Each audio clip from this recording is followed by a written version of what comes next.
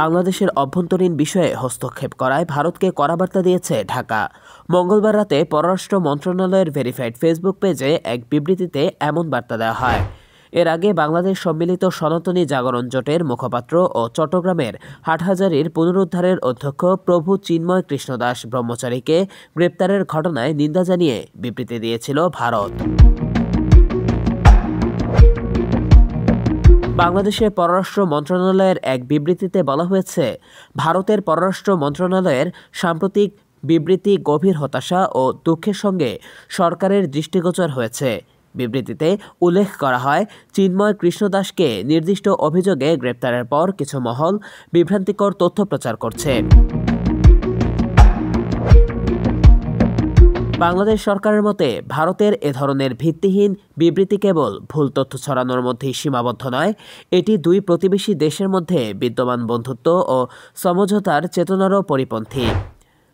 বিবৃতিতে আরও বলা হয়, বাংলাদেশে সব ধর্মের মানুষের মধ্যে যে সম্প্রীতি বিদ্যমান এবং সরকারের অসাম্প্রদায়িক প্রতিশ্রুতি ও প্রচেষ্টা রয়েছে তা ভারতের বিবৃতিতে প্রতিফলিত হয়নি। সরকার জোর দিয়ে বলছে যে বাংলাদেশে সংখ্যাগুরু ও সংখ্যালঘুদের সমান দৃষ্টিভঙ্গিতে দেখা হয় এবং মানবাধিকার লঙ্ঘনের বিচারহীনতার যে সংস্কৃতি আগে ছিল তা নির্মূলের ব্যাপারে সরকার দৃঢ় প্রতিজ্ঞ। ভারতের বিবৃতি এই বিষয়গুলো উপেক্ষা করছে বলে উল্লেখ করা হয়।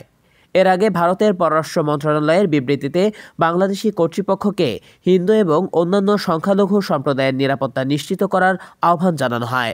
বিবৃতিতে চিন্ময় কৃষ্ণ দাসের গ্রেপ্তার ও জামিন বাতিলের ঘটনাকে গভীর উদ্বেগের সঙ্গে পর্যবেক্ষণ করার কথা জানানো হয়। ভারত দাবি করে, বাংলাদেশে সংখ্যালঘুদের বাড়িঘর, ব্যবসা প্রতিষ্ঠান লুটপাট, অগ্নিসংযোগ, চুরি ভাঙচুর এবং দেবতা ও মন্দির অবমাননার একাধিক ঘটনা ঘটেছে।